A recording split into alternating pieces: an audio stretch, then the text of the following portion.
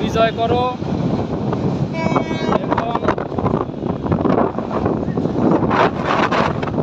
ইসরায়েলকে ধ্বংস করে দাও।